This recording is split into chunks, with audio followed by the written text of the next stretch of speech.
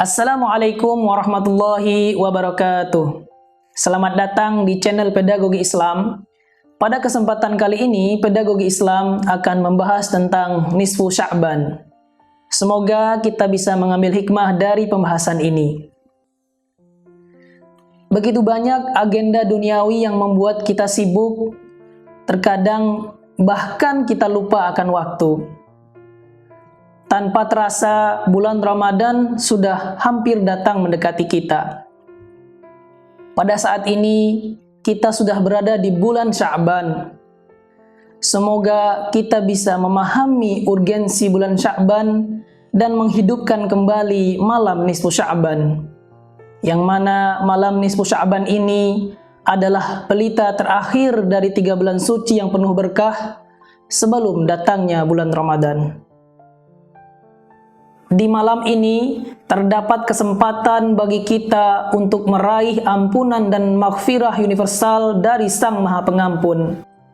Untuk itu, marilah kita sama-sama memahami nilai dan urgensi malam nisfu Sya'ban dan kemudian menyambutnya dengan beragam persiapan beberapa hari sebelumnya, seperti merencanakan ibadah semalam suntuk dan berpuasa di hari kemudiannya.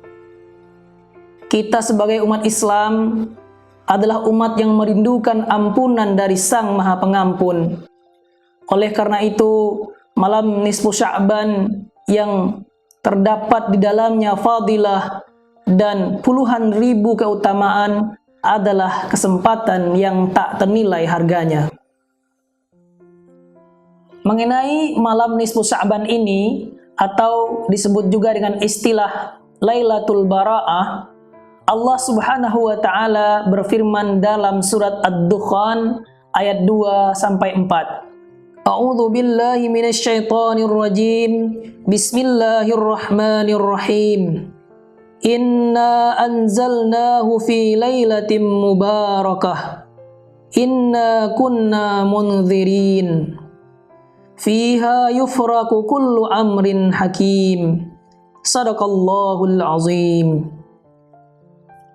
Yang artinya, demi kitab Al-Quran yang menjelaskan, sesungguhnya kami menurunkannya pada suatu malam yang diberkahi, dan sesungguhnya kamilah yang memberi peringatan. Pada malam itu dijelaskan segala urusan yang penuh hikmah. Maha benar Allah dengan segala firman-Nya. Sebagian ulama menyatakan bahwa malam yang dimaksud dalam ayat ini adalah malam Lailatul Qadar. Tapi sebagian lainnya menyatakan bahwa malam yang dimaksud adalah malam nisfu Sya'ban. Jika kita menggunakan metode jam'ur riwayat, mengumpulkan beberapa riwayat dan mencari jalan tengah dalam pemahaman, maka pernyataan ulama bahwa takdir dan ketetapan Allah ditetapkan serta dicatat pada malam nisfu Sya'ban bisa dibenarkan. Malam nisfu Sya'ban disebut sebagai malam Lailatul Bara'ah karena pada malam ini orang-orang beriman berharap mensucikan dirinya dari kotoran dosa dan mengharapkan ampunan dan maghfirah dari Allah Subhanahu wa taala. Dalam beberapa hadis, baginda Nabi Muhammad SAW menaruh perhatian khusus terhadap keutamaan dan fadilah-fadilah dari malam nisfu Sya'ban ini. Rasulullah SAW bersabda, "Berjagalah kalian dalam keadaan beribadah pada malam ke-15 bulan Sya'ban, dan berpuasalah pada siang harinya. Setelah matahari di malam itu terbenam, Allah Subhanahu wa taala dengan rahmatnya akan termanifestasi dan bertajali ke langit dunia seraya berseru, 'Adakah orang-orang yang meminta ampunanku di malam ini? Niscaya mereka akan aku ampuni dan maafkan. Adakah orang-orang meminta rezeki padaku malam ini?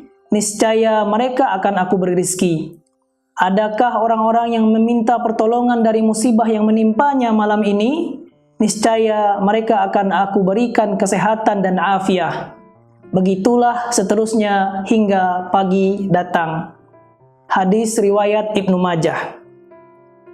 Pada suatu malam, yaitu pada malam nisfu Sya'ban, Sayyidah Aisyah tidak menemukan Rasulullah Shallallahu Alaihi Wasallam di sampingnya. Lalu Ummul Mukminin Aisyah keluar mencari Rasulullah. Ia akhirnya menemui Rasulullah di pemakaman Jannatul Baqi'. Di situ Rasulullah Shallallahu Alaihi Wasallam menjelaskan keutamaan dari malam nisfu Sya'ban kepada istrinya yang mulia. Rasulullah Shallallahu Alaihi Wasallam bersabda, sesungguhnya Allah Tabarakallahu Ta'ala turun ke langit dunia pada malam nisfu Sya'ban. Dan kemudian ia mengampuni beberapa orang yang jumlahnya lebih banyak daripada bulu domba milik Bani Kalb. Hadis riwayat Tirmidzi. Yang dimaksud dari jumlah atau bulu domba Bani Kalb di sini adalah kinayah dari jumlah yang banyak. Allah Subhanahu wa Ta'ala pada malam nisfu Sya'ban ini mengampuni seluruh dosa-dosa orang yang benar-benar bertaubat dan mengharap ampunan dari Allah Subhanahu wa Ta'ala. Lalu timbul pertanyaan, adakah orang yang tidak mendapatkan ampunan pada malam ini? Orang-orang yang tidak mendapatkan ampunan Allah Subhanahu wa Ta'ala pada malam nisfu Sya'ban ini dijelaskan dalam beberapa hadis, sebagaimana Rasulullah Shallallahu Alaihi Wasallam bersabda, Allah Subhanahu wa Ta'ala memandang semua makhluknya di malam nisfu Sya'ban, dan Allah mengampuni dosa-dosa mereka kecuali dosa musyrik, dosa kemunafikan yang menyebabkan perpecahan dan permusuhan. Hadis riwayat At-Tabrani dan Ibnu Hibban dari Mu'az bin Jabbal. Dalam hadis lain, Rasulullah Shallallahu Alaihi Wasallam bersabda, pada malam ini telah dibuka 300 pintu rahmat dan pintu ampunan. Allah Subhanahu wa Ta'ala mengampuni sekalian orang yang tidak mensekutukannya, kecuali ahli sihir, tukang ramal, orang yang suka dengan permusuhan, orang yang suka mengadu domba, pemabuk, orang yang durhaka kepada kedua orang tuanya, dan orang yang memutus silaturahim. Mereka tidak akan mendapat ampunan dari Allah Subhanahu wa Ta'ala. Hadis riwayat Ibnu Majah. Begitu mulianya malam nisfu Sya'ban ini, alangkah baiknya kita isi dengan ibadah dan penghambaan kepada Allah Subhanahu wa Ta'ala. Lantas, bagaimana cara kita menghidupkan malam yang mulia ini? Untuk kita menghidupkan malam yang mulia ini, alangkah baiknya kita lewati malam ini dengan beribadah semalam suntuk hingga pagi tiba. Aktivitas ibadah yang dilakukan secara sendiri akan memudahkan hawa nafsu dan syaitan untuk menghembuskan rasa kantuk dan juga melemahkan semangat.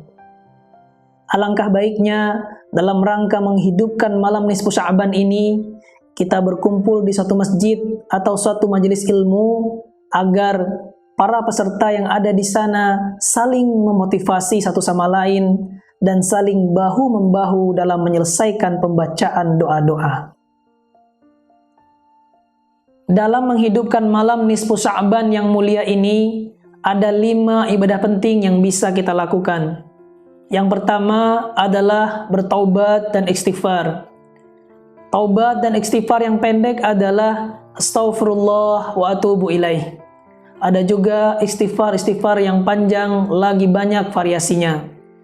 Yang kedua, yaitu membaca Al-Quran, khususnya surat-surat pilihan, seperti surat Yasin, surat Al-Fat, surat Al-Rahman, surat Al-Mulk, dan surat An-Naba, dan lain sebagainya. Dan yang ketiga adalah mendirikan sholat. Di samping kita mendirikan sholat fardu secara berjamaah, marilah juga kita tunaikan sholat sunnah awabin, sholat tahajud, sholat hajat, sholat tasbih, dan juga sholat-sholat sunnah yang lainnya.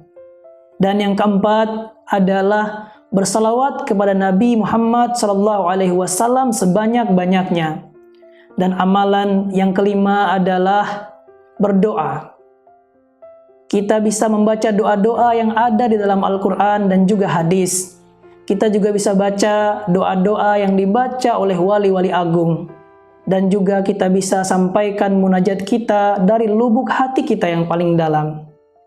Inilah ibadah-ibadah penting yang bisa kita lakukan dalam rangka menghidupkan malam nisfu Sya'ban.